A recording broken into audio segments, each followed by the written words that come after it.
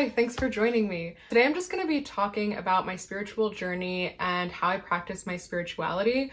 I wanted to make this video honestly kind of as just a document for myself to kind of explain my spiritual journey and where I'm at now and how I practice spirituality both by myself and in community with other people. I think this might be helpful for people that are spiritual but don't necessarily have like a structured outlet and are sort of figuring themselves out. I would say I have a somewhat atypical spiritual journey or relationship to spirituality. And so, I don't know, I just kind of wanted to document that both for myself and for anyone else who might find it interesting. I'm going to start with my spiritual journey and then I'll talk about what I do now to practice my spirituality alone and in community. So starting out with my spiritual journey, I was baptized Catholic to please my Catholic grandparents, but I was essentially raised atheist / agnostic. My parents were pretty disillusioned with organized religion, and so while they never said like, God's not real or anything like that, like they didn't explicitly raise me atheist, they also just didn't really discuss it. And I feel like it's the kind of thing where like, if you're never raised hearing that Santa is real, you're not gonna believe that Santa is real, right? And that was my experience with like God in a monotheistic religion kind of sense. My parents are also both scientists, and so logical thinking, empirical reasoning, scientific method, that kind of replaced religion. Just in the sense of like growing up, I always thought that science could explain everything if we gave it enough time. Like maybe there's some things we don't understand right now, but give it 100 years and more advanced technology and eventually we'll figure it out and there will be a scientific explanation. Magic is just science that we don't understand yet, that kind of thing. And I would say that that style of thinking is still a huge part of the way that I view the world, but it's more like one tool in a tool belt rather than being the only lens through which I understand and perceive reality. My spiritual awakening started during college. There wasn't like one big moment or, dark night of the soul or something like that. I think I was just starting to think for myself more and ask bigger questions. I studied geoscience in college, and learning things like deep time and how old the earth is and how much it's changed over time, and just like looking at a landscape and being able to tell what happened like tens of millions or hundreds of millions of years ago, it's just beyond what our brains can comprehend. And I know that that sounds like something that would like bolster my scientific worldview, but I think more of what it did was open me up to this feeling of like, wow, it's so unlikely and crazy that I even exist. One of the questions I was interested in that I'm still interested in now, and I think is like one of the greatest unanswered questions of our time, is why we're alone. Why is Earth the only place that we know has life? Where is everybody, basically? I started doing research in an astrobiology lab, so looking for life in space, and moving more into the direction of planetary science, which is my current field. I'm getting a PhD in planetary science now. And honestly, in pondering these questions more and studying them, I feel like the takeaway that I've gotten is like, this reality and all the unknowns and coincidences are a little sus. I feel like the more that I learned about our place in the universe, the more questions I had. And somehow around this time, I learned about astrology. And, despite what some might see as like irreconcilable cognitive dissonance, I got really, really into astrology while also studying planetary science. The first thing that really hooked me was natal charts. I thought natal charts were so cool, still do. Essentially, what a natal chart is like a map of the solar system centered at Earth at a particular time. Earth is the center, the zodiacal wheel is the orbital plane of our solar system, and then you see where all the planets were relative to a position on Earth at a particular time. So I learned the basics of astrology, and I started trying to read natal charts of myself and my friends, also follow current transits, like what's going on in the sky right now. Which is really cool because now I can look into the night sky and know where every planet is. And that's not because I study planetary science, it's because I know what sign the planets are in at a given time, and I can use the sun and moon as reference points and map everything out. So to me, astrology was essentially just another layer of the awe and wonder I felt about our reality and our place in the universe. A lot of science-brained people are pretty disdainful of astrology, but I honestly think that that comes from ignorance more than anything. I think that they believe that astrology is presenting a worldview that is at odds or at conflict with the astronomical or scientific worldview. They think that astrologers believe that the planets have like a literal physical causal effect on you, like that the gravity of Jupiter or whatever planet is physically resulting in personality traits of individual people. And that's not the case. That's not what astrology is based on. At a very basic level, astrology simply says that we're a product of the time and place at which we were born. And then astrologers use the solar system to map out those qualities and try to find relationships or patterns or cycles. It's more about a belief in synchronicity, or as above, so below, that the heavens are a reflection of what's going on Earth and within ourselves. And of course, that's a belief system that many people don't believe, but it's not at odds with or attempting to replace a physical scientific understanding of the cosmos. I think it just speaks to a different level of human understanding and experience. Astrology is essentially a vocabulary of the archetypes of the human experience. Even if you don't literally believe in astrology, understanding the signs and the planets and the different archetypes they represent, it really expands your understanding of the human experience.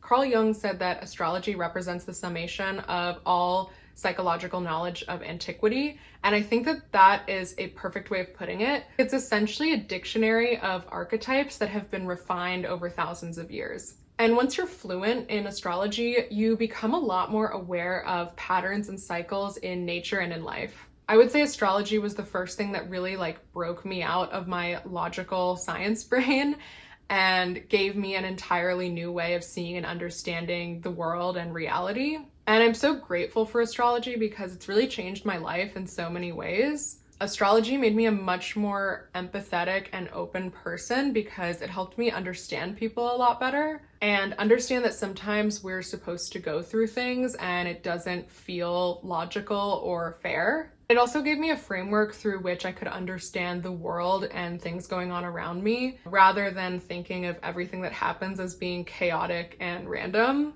So yeah, astrology is still my main love. We've been going strong for 5 years now. And through astrology, I also got into tarot because the tarot card archetypes are very similar to astrological archetypes. So if you know one, it's a lot easier to learn the other. Tarot's been a great tool for me to self-reflect and kind of get a second opinion on things that happen in my life. It's also great for connecting with other people, giving people tarot readings. And again, it's each card is an archetype of human experience. And so it makes it easier to get a lot deeper into the root of a problem. I've found that sometimes it's easier to represent an experience metaphorically and visually rather than try to verbally articulate it. Using tarot as a tool for self-reflection is a really great way to take the pressure off of a situation. If you're struggling with something and that comes up in the tarot reading, you get a little bit more insight on why you're struggling or sort of the circumstances around your struggle. I've found that it makes it a lot easier to view that struggle a little bit more objectively and have a little bit of emotional distance from it, because instead of being down on yourself and being ugh, this is such a struggle, if I wasn't doing X, Y, or Z, then I wouldn't be struggling so hard, this is all my fault, whatever, and thinking of this problem as happening inside of you because of you, you can instead sort of step back and get a little bit more of an observer's perspective on it. And you can look at it as a lesson, or that there's purpose in what you're going through. You can kind of see yourself as a participant in this archetype and see how you have some free will to act the way that you're acting, or maybe act differently. I don't know if that completely makes sense, but anyone who's had a tarot reading, I think, understands the sort of cathartic magic that you feel, feeling understood and sort of seeing it visually represented in front of you. And I think that's because suddenly the thing that is happening internally inside of you is now happening outside of you, in front of you. And you can view it more like an observer, where you're watching the character in a story rather than viscerally experience it. So tarot has just been something that I've used a lot personally for myself as well as with other people. Besides astrology and tarot, there are a lot of things that I personally believe, but I would say those two kind of make up the backbone of my practice. They're my most consistent and developed practices. I often say that one of my goals in life is to create a coherent spiritual thesis to document and figure out my spiritual truths in a way that's a cohesive whole. For me, a lot of the way that I think about my own spirituality is just like pondering the big questions and the nature of reality and being open to different interpretations and beliefs. In general, I would say I'm pretty open to different beliefs and spiritual practices. I always like to hear about what other people believe because I can usually relate, at least on like an energetic level.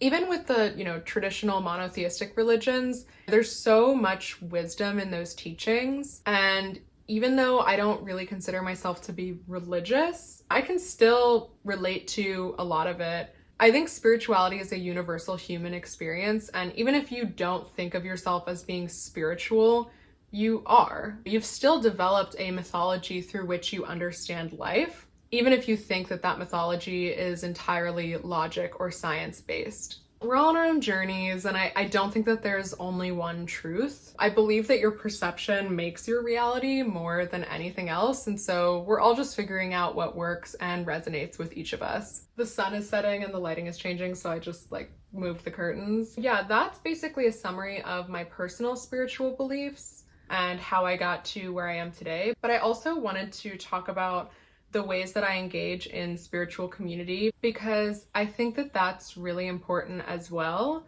And it's what a lot of the more new agey, spiritual types are kind of missing, because we don't have groups or physical places embedded in our society for that type of practice, the way that Christian churches have, for example. And especially in the last few years when finding community of any type has been really difficult, I just wanted to maybe provide some ideas or inspiration for how you can start to seek out spiritual community if that's something that you're interested in. Because, while a lot of us are solo practitioners and that's totally fine, connecting with other people about my beliefs and practices has been absolutely life-changing. One of my longest running practices is a group that I meet with every new moon. There are 4 of us. We've been meeting for a few years now, for almost every single new moon since we started. And we live all over the place, so we meet over Zoom. We've been doing that since pre-2020, since we don't live close enough to meet in person. The group came together because I had a roommate/friend in college that was also into astrology and tarot, and then we each individually had another friend that was also into it. So we decided to just bring everyone together and start meeting. The group has evolved a lot over the years. We switch things up sometimes depending on what we're feeling, but the general format right now is we usually meet for about 2 hours every new moon. The first 30 to 45 minutes is kind of just catching up, sharing things, hanging out. And then we all do a group tarot spread together. Usually we'll just choose a 3-card spread, something simple, and we each have our own tarot decks that we draw cards from. And then we go around and we each share what came out for us, talk about what it means to us. We ask for other people's advice and interpretations. And a lot of times we see similarities between everyone's spreads. And so that helps us identify what might be going on at a collective level. Doing tarot spreads with other people has made me so much better at tarot. I always recommend that anyone who wants to learn tarot should read the card meanings and study them first, and then just start giving readings to friends and discussing what comes up with friends and look up card meanings as needed, because you learn a lot when you're able to just discuss a card with people and hear about their experiences with a card, in addition to just reading an interpretation online or from a book. It helps you learn the different ways that people can respond to an archetype or energy, or the different ways that it might show up in someone's life. So yeah, we do a group tarot card reading, which usually takes about an hour, because usually the readings will, provoke other conversations or sharing, what's going on in your life that's relevant to the reading. After we've done that, we end the meeting by doing a group visualization meditation where we just visualize each other in whatever manner seems appropriate to the time and vibe. So maybe that's visualizing everybody as beams of light, or maybe that's visualizing someone succeeding at something that they have coming up that next month. However we want to be supported, we just choose something that fits that. We've done other things. Sometimes we'll talk more in detail about the specific astrology of that new moon. If anyone feels particularly inspired to share something or do something, we kind of just feel it out. After years of meeting on Zoom, we were actually able to meet up in person for the first time ever for the Capricorn new moon that was January 2nd, 2022. We did a whole 2022 year planning and like manifestation session.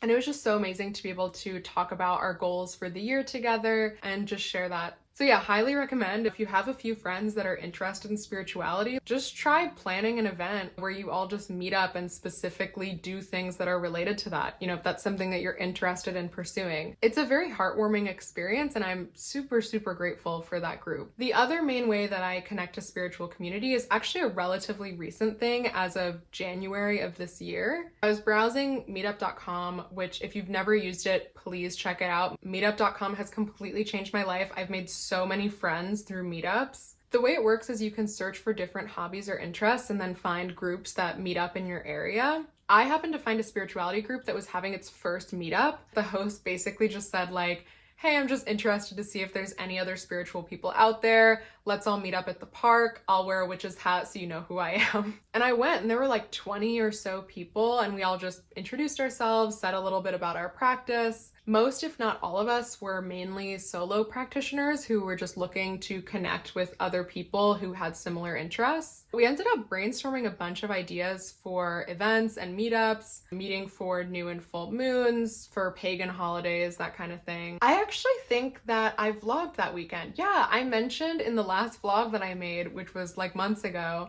that I was going to this. That's so crazy. I had no idea that that was gonna like turn into a group that I would meet with regularly. I just thought maybe I'd like meet a couple cool people and make a few friends. But I've been meeting with that group consistently since then. It's been like 6 months or so now. We usually meet like every other week or so. And there's a huge diversity in the group in terms of like age, background, spiritual practice. The uniting thing is just that everyone's interested in sharing and connecting and being in community. We sort of just trade off leading different parts of our meetings. Some people are really into like the more pagan, witchy ritual stuff, which I think is super cool. I just don't do a lot of that on my own. So they'll lead like a ritual or casting a circle or something like that. Some people are really into herbs, so they'll bring like an herbal tea or an herbal infusion to share. I'm kind of like the resident astrologer, so I'll usually kind of just explain, you know, the astrological weather, what's going on with transits at the time of the meeting. We have potlucks. We're doing like specialized Skillshare style meetups where people can share and teach about their practice to whoever's interested in learning about it.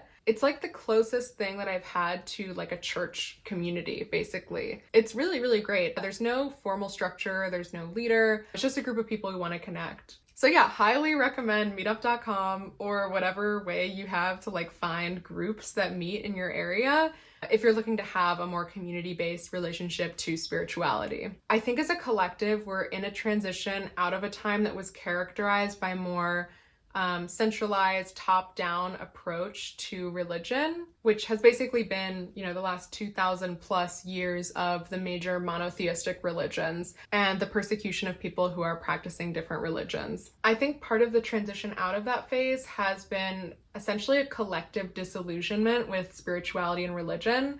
I think that's basically what my parents went through and passed on to me. And then, you know, eventually I started reconnecting with spirituality on my own and finding my own beliefs rather than having them taught to me by a church. I think a lot of people are doing that on their own, and I personally think that the next phase of that journey is reconnecting with people and building spiritual community in a way that's like healthy and equitable and decentralized rather than having a top-down approach, and that has a deep reverence for the complexity of our experience as human beings. Sorry, don't mind me just going off about the collective. I think that connecting with other people is really important, whether it's in person or online. I think that you can find genuine, fulfilling connections anywhere. So hopefully that gave you some ideas if you're someone who's looking for that in your life. Thanks for watching. I know that my spiritual journey is a little bit weird and maybe not relatable to most people, but I hope that it was interesting at least, and I hope that this video finds people that would want to hear this. I'd love to hear your thoughts if you've watched this far, so feel free to leave me a comment. Have a great rest of your day. Bye!